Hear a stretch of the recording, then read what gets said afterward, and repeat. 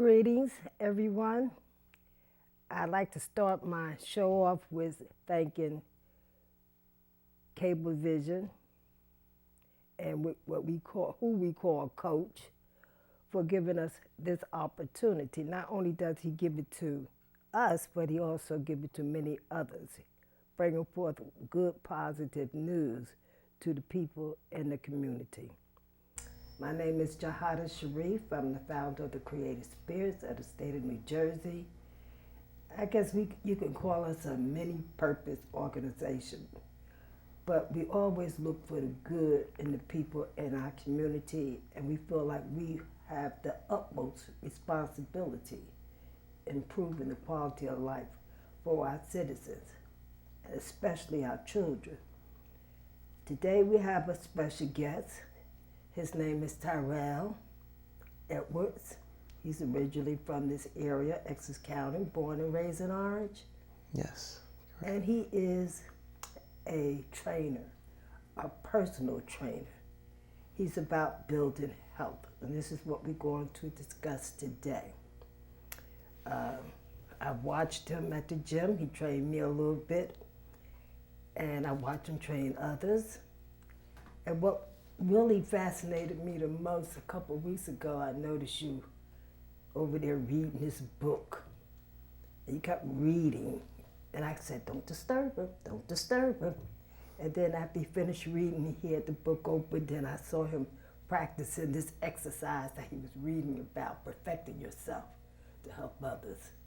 Correct, yeah. I think that was it was probably one of my physical therapy books.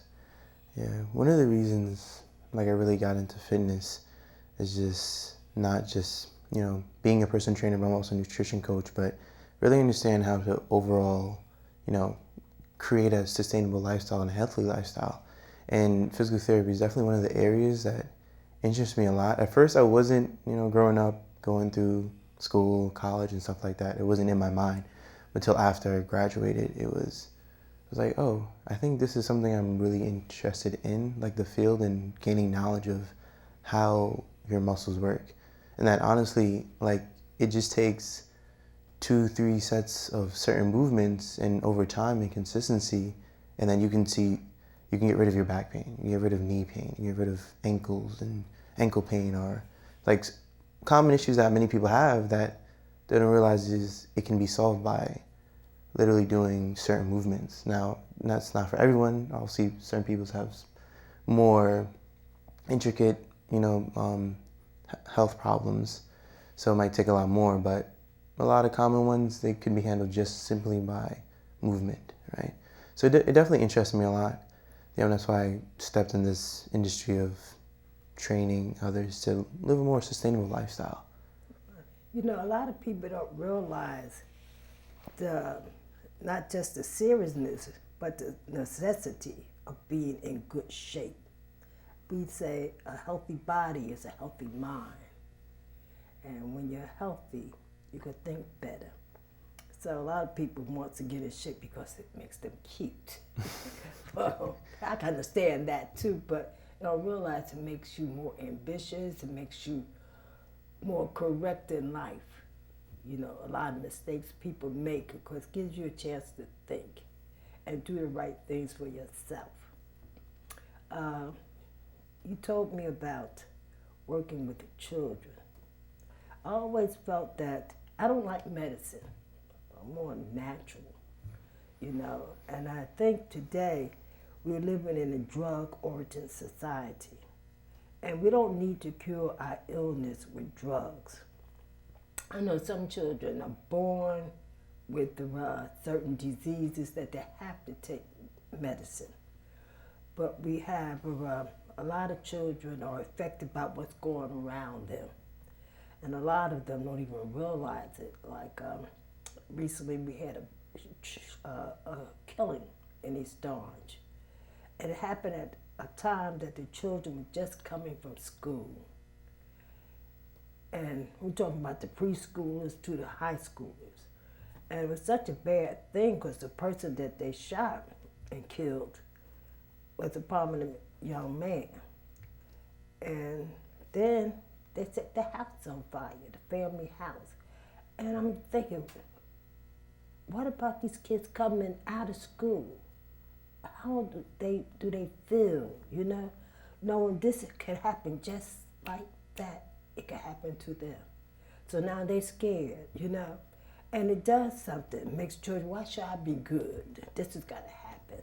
So they start acting out. So we want to talk about how do we get these children back, overcoming these things. And I believe, like smell the roses, blow out the fire, relaxes you. Certain things can help relax you. So tell me, I don't want to get children, some children do have to take medicine. But I want to work with children who don't have to take medicine but been more or less traumatized. How would you work with a child like this? So, yeah, I mean, the first thing first is listening. It's communicating. Well, a lot of times, what I do now, I've worked with a few different children, like athletes and stuff, but mostly like of the older population, the like adult population. But in terms of, yeah, like I said, it's going to be the communication, really understanding what's going on first, asking certain questions so you can understand, okay, what is on the mind of the child, right? Because sometimes they don't understand, even though, being older and understanding, the future, certain things that might be in play, they might not see that. And it's really understanding, okay, where are they understanding, where are they coming from? And then being able to show them that you understand them, and then really going about it, right? It's not just, okay, let me just do this because I know this is good for you. Let me just tell you to eat veggies because I know veggies are good for you. It's about how do I get this child to or youth to do this behavior, right? Whether it's making exercising more fun, right? They might think of the gym like, well, what I need to do this for, and just kind of show them that things. It might be like showing them if they have an idol like a football star or basketball star, showing them, hey, this is what his training is like. Kind of showing them like, hey, this is what he had to do to get to where he wanted to be at. And for some kids, it might motivate them, like kids that are more into sports. And be like, oh, yeah, I want to get like that. And, or just showing something cool. Like a lot of athletes, they might be more fascinated when you create it like a workout. Like I remember this one time in the gym. As a younger dude, just about, I think he's 19. But he was saying he was probably going to stop the gym and not come at all, because he couldn't really find things to do for soccer, right? He didn't, like, what can I do to, because he plays semi-pro soccer, I believe, or is in a soccer league. So basically he didn't know anything to do in the gym to help him get better at soccer when there's so many things you can do, right? So I actually one of my clients now, and we've been helping him with that, teach him how to actually do certain techniques. So that's one of the things with youth is understanding, okay, what is that you want to do? What interests you? If you like basketball, let me do things that are basketball related and show you like how this is going to get you better, right?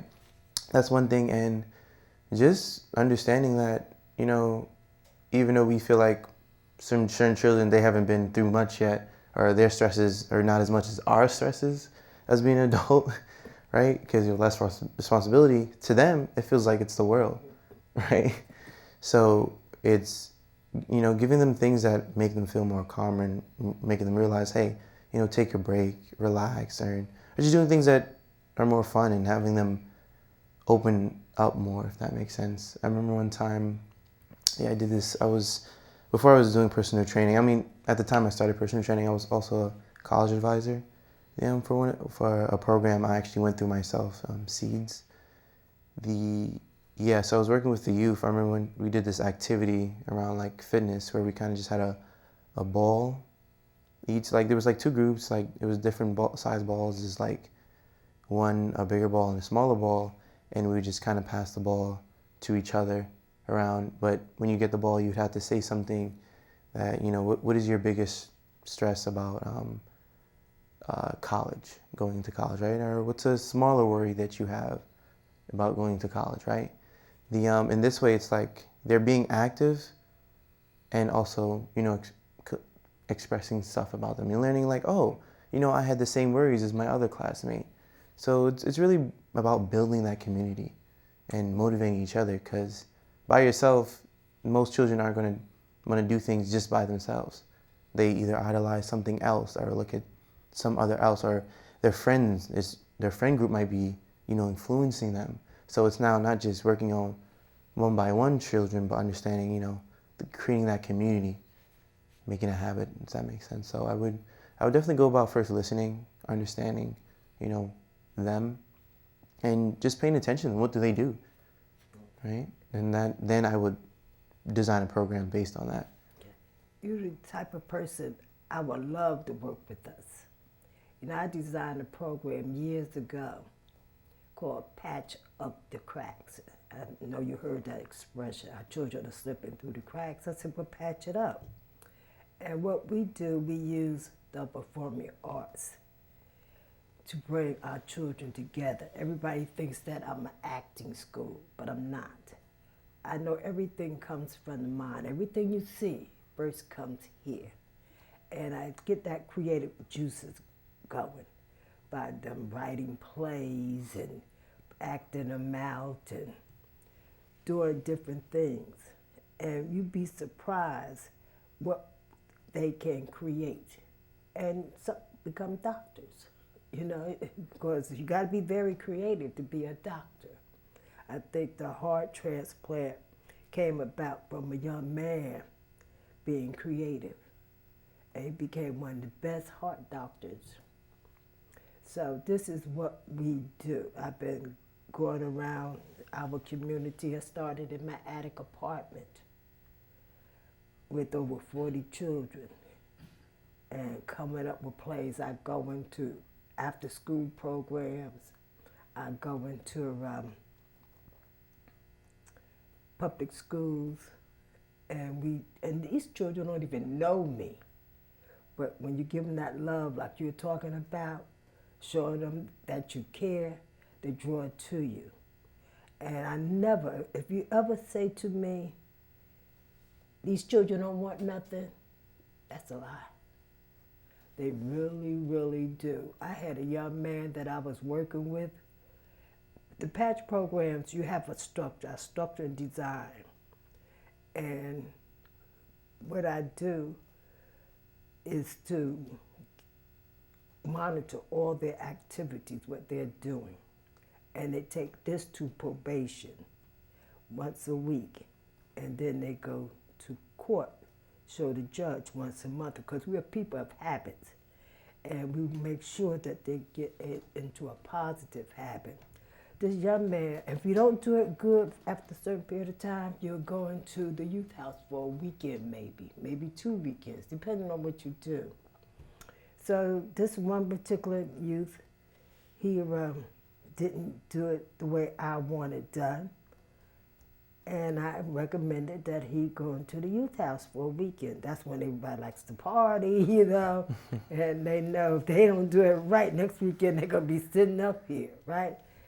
And I told the judge what I wanted, what I recommended. The judge put me out because they have not accepted me.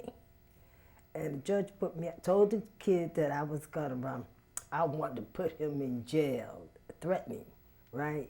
This is supposed to make the child angry with me. I'm telling you what the system is that we live in. And then put me out.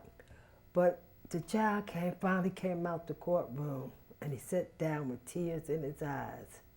And he said, I wish I could have told him to lock me up for at least a week. Then he added, my mother had 5 children. She was a drug addict. And she dumped us all off on our grandmother. He says, I'm the middle child.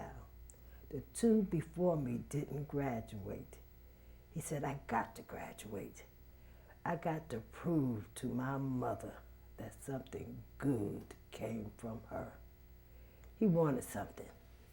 Every time I think about that, brings tears to my soul.